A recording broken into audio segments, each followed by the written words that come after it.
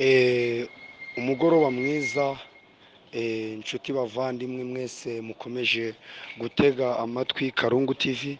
Ndagira ngo mbabwire ko mukora subscribe, like, share ndetse na comment kugira ngo buri gihe cyose dutanze ikiganiro mujye mugira amahirwe yo kugikurikirana, kuko tuzakomeza tubabwira ibigendanye n'ibwirizabutumwa ndetse n'ubuvuzi.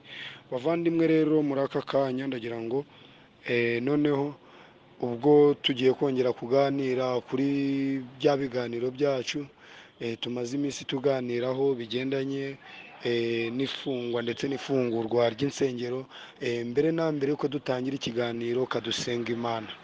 Urakoze Uwiteka Mana yacu, urakoze yuko wemeye kongera kubana natwe muri iki kiganiro, urakoze yuko wongeye guha aka kanya kugira ngo abantu bawe bakomeze bumve iby'inzira yawe.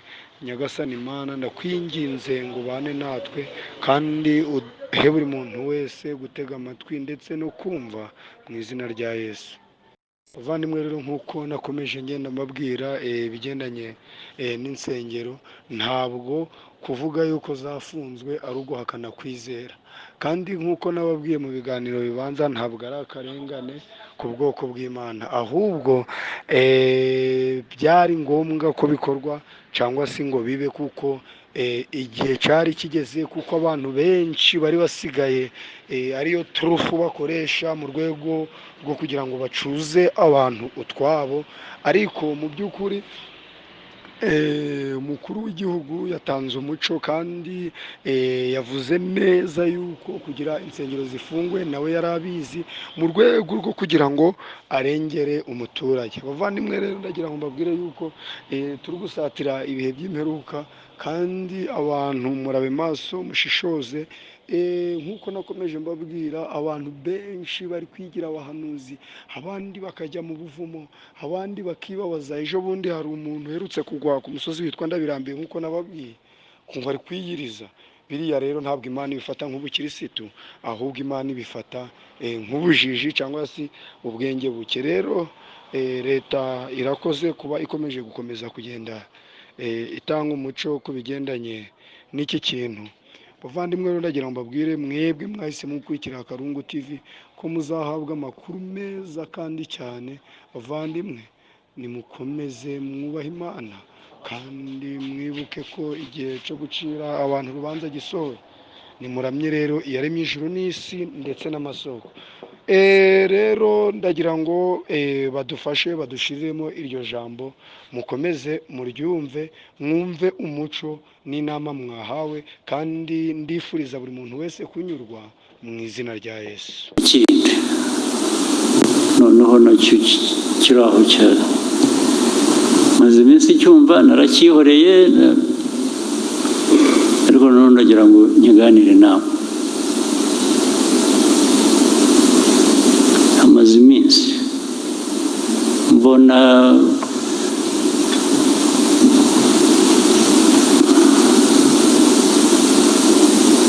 ku mbuga zikoranya amakuru ibintu bijyanye na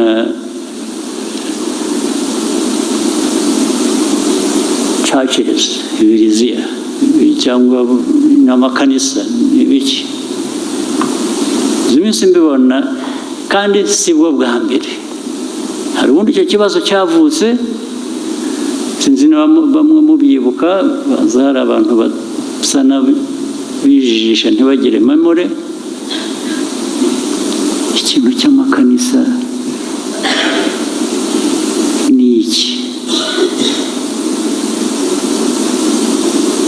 Murabanza mugahera ku induru ikavuga, bafunze amakanisa, babanje ugahera kuvuga ngo ariko ubundi yagiye hote amakanisa cyangwa niki ukabona amakanisa mu Rwanda ngo amakanisa bafunze ibihumbi. Amakanisa ibihumbi niki? Mwarwaye iki koko Abanyarwanda? Ariko ngira ngo ni ibibazo byo kuba Abanyafurika dufite ikibazo rwose. imbaraga twari dukwiye kuba dukoresha gukemura ibibazo bya buri munsi bitureba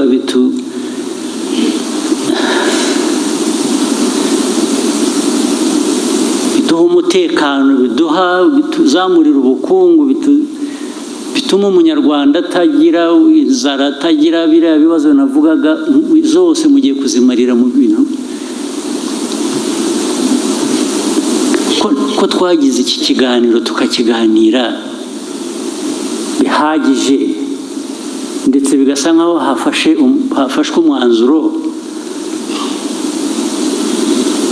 habaye iki nyuma yaho ku buryo twongera tugasubira hahandi? Ubu koko mwebwe nk'abanyarwanda n'aba bicaye, mwebwe abadepite mwicaye hano ubwanyu, ubu hejuru yo kuba umudepite mwumva mufite aho mushingira ku buryo buri wese muri mwe yagira ikanisa mu gikari cye?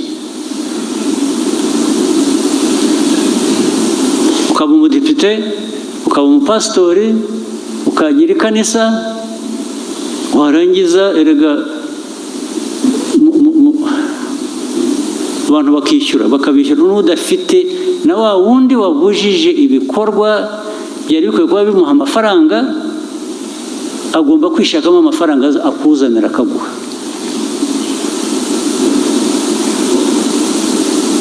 Ni ukuvuga rero abantu bavugishije ukuri, ayo makanisa amwe yagiyeho kugira ngo abantu bakamure na duke abantu bafite bibonera umutungo wabo.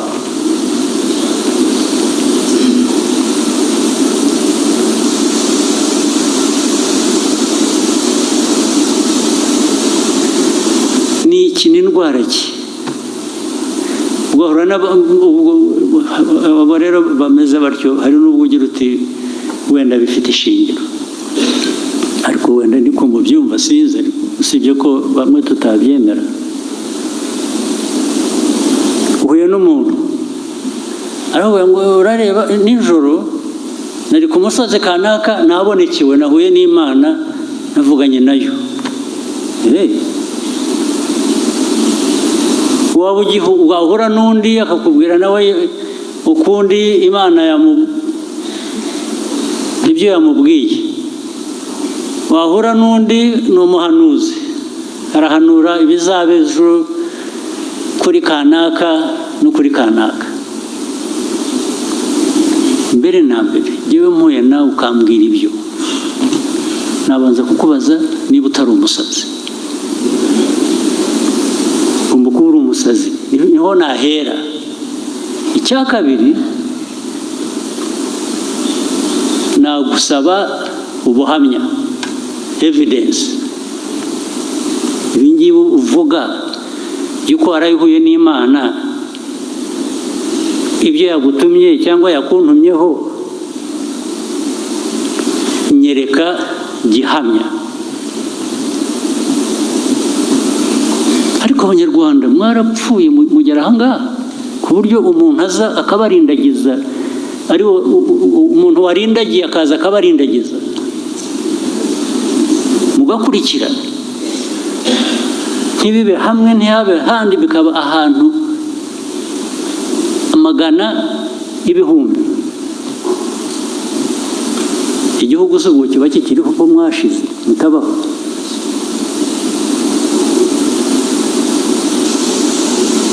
Ariko ubundi ibijya kubaho byo hari ibyo twari tumenyereye, hari ibyo twavutse, bamwe muri twe tunashaje turabisanga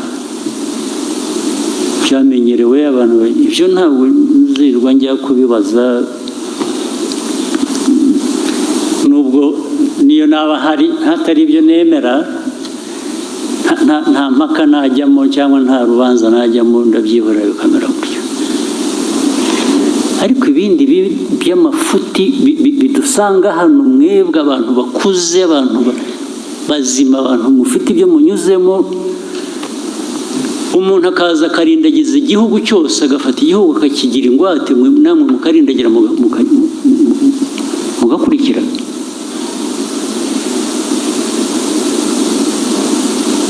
ubivuze se ubwo yarakarabye wa mugani w'ikinyarwanda.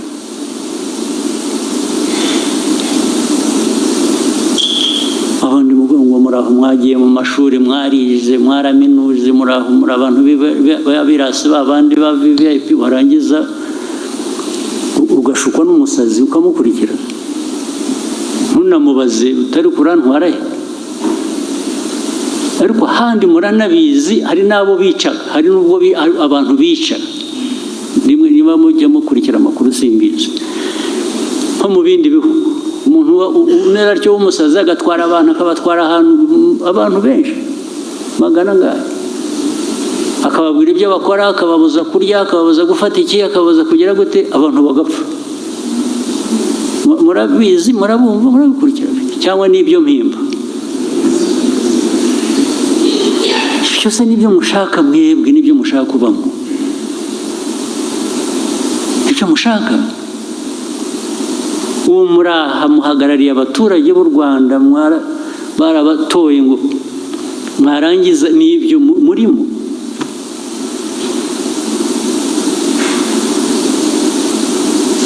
Niba mushaka kuba pasiteri muve mu budepite mugende mu abapasiteri. Ariko nabwo mbere y'uko muba abapasiteri cyangwa muba amazina yabo sinyazi neza, ibyo bindi mujyamo mujya gushuka abantu mukabahanurira. Wabanje ukihanurira se urajya guhanurira abandi bantu ngo babwire ngo bazaba batya wowe wabanje ukamenya ibyo uzaba wowe uri icyo ntazi urajya gushuka abantu ngo biragenda bikajya no muri politiki. Ni nko kuyobya abantu bakajya mu bwonko bwawe bakaguhindura uko ugomba gutekereza uko ugomba gukora buri kintu. Ibyinshi bizanaturuka no hanze byo kuza kuvuga abanyarwanda ukuntu bagenda n'ibintu bakora mureke tubazanemo urujijo bakaza bigize ibitangaza namwe mugakurikira. Ntawe utekereza ntawe ubaza ntawe ugira ati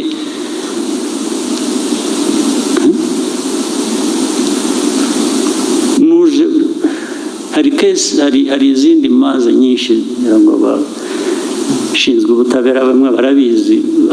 Hari uburyo bwinshi bwo kwica abantu bagapfa bakaremba cyangwa ukabambura ibyabo na bike bari bafite bakayobora. Hari abandi baza bakubwira ko bagiye kukugira umukire ukabanza kwaka duke wari ufite ateza n'igihumbi aho ukakizana bakaguha 3 ukagenda ukavuga uriya muntu ukabijya ukongera ukagaruka.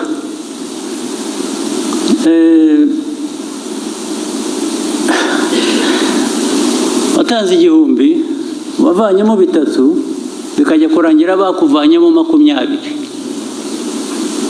Ibyo nabyo ntimubizi ntibibabamo hano hari utabizi. Ibyo rero byavuye naho bijya no mu madini bijya no mu nsengero bijya nabyo biba bityo. Ubu abanyarwanda mwararindagiye mufite icyo kibazo. Ariko ubundi izo nsengero cyangwa ayo madini n'abayayobora n'iki ubundi ntibifite uko bigomba kujyaho. Niba ari ibintu hari amategeko abigenga, niba byujuje ibyangombwa ibyo birumvikana. Mwebwe nk'abadepite muzashyireho n'uburyo bw'ibyo byangombwa n'ibiki.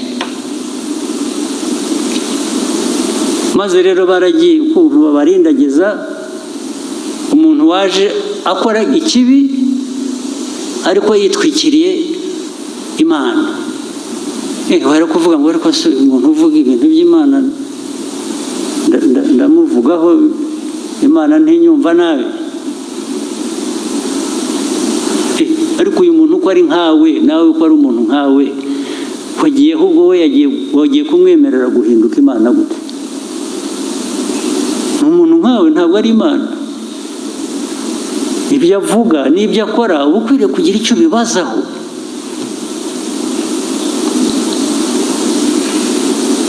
Ntabwo mwese mwaba indindagizi mukaba u Rwanda bakarusenya ejo mugasangaga n'ibi byose tuvuga dushaka gukora biteza igihugu imbere, hari umuntu waje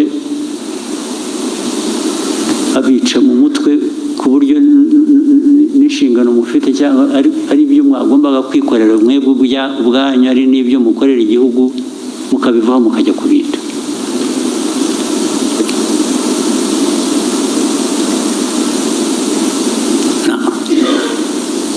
Icyambere, ibyo byose mvuga amategeko ariho, cyangwa se niba ashaka hari biri na ngombwa kuyanoza, hari ibitari biriho muri aya mategeko, muri hano n'abandi banyarwanda mushyiraho ayo mategeko atugenga tugomba kubahiriza, kugira ngo tutaza kuba abantu bari aho bintuza gusa. Gusa bigomba kubahirizwa rero. Ibitubahirije amategeko ntibikwiye kubaho. Ubwo nabwo nabonye ku media bavuga ngo ibi bintu ariko banza perezida atabizi, ibintu byo gufunga insengero ni icyaha. Ndabizi.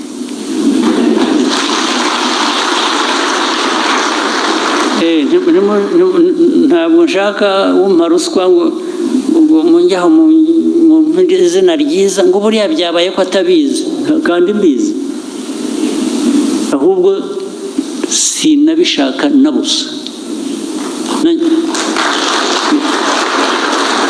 Ibintu by'akajagari aho ariho hose, noneho niyo byaba biri mu madini, ntabyo nshaka, nzabirwanya rwose.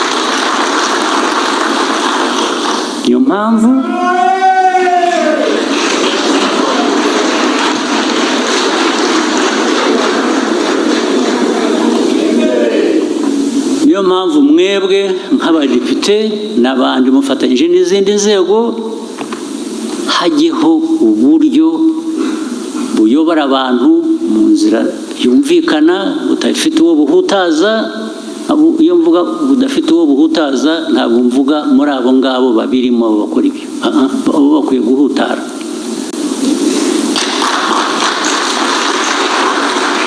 Abo mvuga badakwiye kugira icyo bahutaraho ni aba baturage mukwiye kuba muyobora abanyarwanda, nibo mvuga.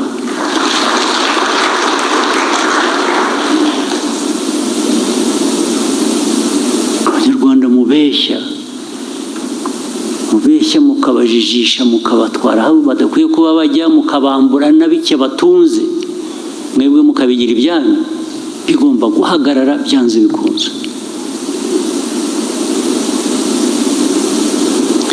Icya gatatu rero, noneho njye nzabagiraho inama nabyo mukakireba niba atari ko bikwiye. Aba bantu bateka umutwe bakanyura muri ibi by'amadini, makanisa mu biki, bakambura abantu ibyabo, bagatwara amafaranga, umutungo wabo. Biraza gutuma dushyiraho umusoro. Umuntu araza gutunga, umuntu ajye asorera icyo yinjije. Waba wakinjije ku binyoma, wabeshya abantu ukabatwara ibyabo, igihe urwo rubanza rutaracibwa rw'uko ibyo wakoze ari ibinyoma cyangwa iki, bikabanze hajyeho umusoro. Naho gukora bizinesi uyinyujije mu nsengero ngo ntawe ayo wiba abaturage ati nibura tuzayagabana.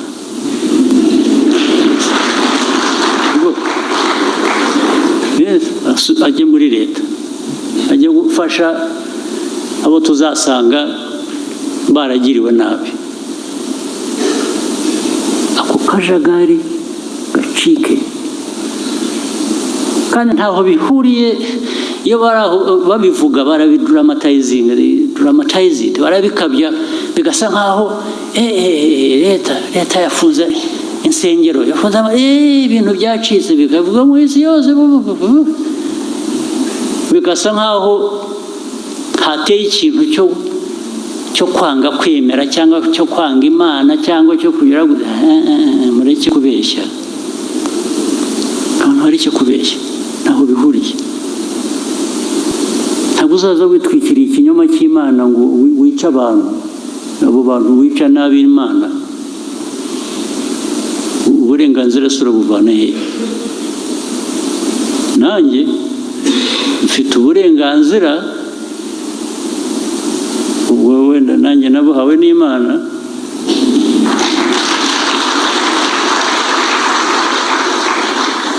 ubwo kurengera abayo.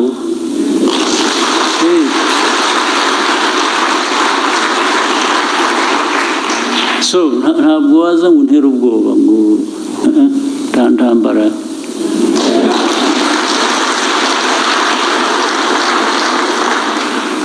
Rwose bigomba guhagarara, ndabibabwira, kandi bihagarare bitaragera kure cyangwa bitere n'ibindi bibazo bitoroshye. Bihagarare. So abari bazi ko ntabizi, ndababwira ngo ndabizi cyane rwose, kandi nsubiremo, bikwiye guhagarara, kagira uburyo binyuramo, kigiye kubakwa, kigiye kubaho, hanyuma no mu nzego za leta,